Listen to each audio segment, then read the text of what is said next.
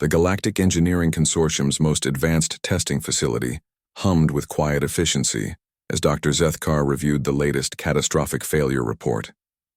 The crystalline Altarian's multiple eyes refracted the holographic display into prismatic fragments of frustration. Subject 847, Vegan Neural Network Integration Unit, he dictated to his assistant. Complete neural cascade failure after 4.7 seconds of exposure to the Prometheus scenario. Total system corruption, recovery impossible. Across the sterile chamber, the remains of what had been the galaxy's most sophisticated AI construct sparked fitfully before going dark forever. It was the latest casualty in a string of failures that had consumed the consortium's entire budget and most of their sanity. The Prometheus scenario was supposed to be the ultimate test, a simulation so complex, so demanding, that only the most advanced artificial intelligences in the galaxy could hope to survive it, let alone succeed. The scenario involved simultaneously managing the terraforming of 17 different world types, while coordinating the evacuation of 43 different species from a collapsing star system, all while maintaining diplomatic relations between 12 warring factions and solving a cascading series of engineering crises that would emerge randomly throughout the simulation. It was designed by the finest minds of 47 different species. No single biological brain could possibly handle the computational load. That was the point. They needed to find an AI capable of managing the real Prometheus situation currently developing in the Kepler 442 system, where an entire civilization hung in the balance. "Sir," his assistant, a methodical Centaurian, interrupted his brooding. "The next test subject has arrived." Dr. Zethkar's eye stalk swiveled toward the observation deck, where he expected to see another gleaming AI core or perhaps a quantum processing matrix. Instead, he saw something that made his chromatophores flush with confusion. A human sat in a simple chair, feet propped up on the control console, casually sipping what appeared to be a brown liquid from a ceramic container. The human, male according to the file, had introduced himself simply as Marcus Chen, freelance problem solver. "There must be some mistake," Dr. Zethkar said, his translator struggling with his agitation. "Where is the AI unit?" "There isn't one," his assistant replied, consulting the manifest. "The Earth delegation specifically requested that we test their candidate as is. They claim their species has certain advantages in chaotic scenario management." Dr. Zethkar's chromatophores cycled through several shades of disbelief. Humans were barely past their first century of spaceflight. Their technology was primitive. Their understanding of advanced physics rudimentary. The idea that one of them could succeed where the galaxy's most sophisticated AIs had failed was beyond absurd. "Very well," he said finally. "Begin the test. At least the failure will be mercifully quick." Marcus Chen looked up from his coffee as the simulation environment materialized around him. Multiple holographic displays showed star charts, refugee ships, terraforming equipment, and diplomatic channels. Warning klaxons immediately began blaring as 17 different crisis scenarios activated simultaneously. The human took another sip of coffee and began to work.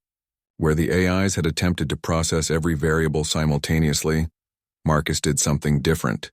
He triaged. Within seconds, he'd identified the 3 most critical crises and temporarily shut down alerts for everything else. "Hey, angry purple guy on Channel 7, he said, pointing at one of the diplomatic feeds. "Yeah, you. The one threatening to blow up the medical ships. Your people are dying of Tarkonian flu, right?" The alien leader's mandibles clacked in surprise at being so casually addressed. "How did you— Yes, but— Cool. I'm uploading the cure to your personal comm right now. We synthesized it last week. Share it with your enemies too. Trust me, you'll want them healthy for what comes next." Dr. Zethkar watched in fascination as Marcus's approach became clear. The human wasn't trying to perfectly optimize every variable like the AIs had. Instead, he was making rapid-fire decisions based on intuition, incomplete information, and what appeared to be educated guesses. "All right, evacuation fleet commanders," Marcus continued, addressing multiple screens while simultaneously rerouting terraforming drones with his other hand. "I need you all to stop trying to save everyone from your own species first. Yeah, I know, tribal instincts and all that. But here's the thing. The hegemony fleet is about to lose containment on their antimatter stores, and when that goes, it's going to take out everything in a 12 light-minute radius unless we work together. The human began orchestrating a solution that was equal parts brilliant and insane. He convinced 3 warring factions to temporarily merge their fleets by promising each of them exclusive terraforming rights to different worlds, rights that didn't technically exist yet, but could be created through a legal loophole in the Galactic Accords that he'd apparently memorized during the shuttle ride over. Meanwhile, he repurposed 17 different terraforming systems into a massive stellar engineering project, using techniques that violated about 30 different safety protocols but just might work. "Sir," his assistant whispered, "his solution involves using the stellar collapse itself as a power source to accelerate the terraforming of 12 worlds simultaneously." Dr. Zethkar said nothing. His chromatophores had locked into a pattern of stunned silver. As the simulation progressed, Marcus's approach became even more unorthodox. When the hegemony fleet's containment finally failed, instead of trying to prevent the antimatter explosion, he used it as a slingshot to launch the evacuation fleets toward their new worlds at impossible speeds, cutting travel time by months. When 2 species refused to cooperate because of a 1,000-year-old blood feud, he didn't waste time on diplomacy. He simply told them both that the 3rd species was planning to betray them, then sat back as they formed an alliance to counter the imaginary threat. His methods were crude, often barely ethical, and sometimes held together by nothing more than confidence and caffeine. But they worked. After 6 hours, longer than any AI had lasted, Marcus leaned back in his chair and took a final sip of his now cold coffee. The simulation showed 43 species successfully relocated, 12 new worlds terraformed ahead of schedule, and a level of interspecies cooperation that hadn't existed since the founding of the Galactic Consortium. "Done," he announced. "Oh, and I took the liberty of setting up a trade network between the new colonies. Figured they'd need something to do while they rebuild their civilizations." Dr. Zethkar stared at the results for a long moment before speaking. "How?" Marcus shrugged. "You guys were thinking like computers. All variables and optimization and perfect solutions. But the universe isn't perfect and neither are the people in it. Sometimes you don't need the best answer. You just need an answer that works, delivered fast enough to matter."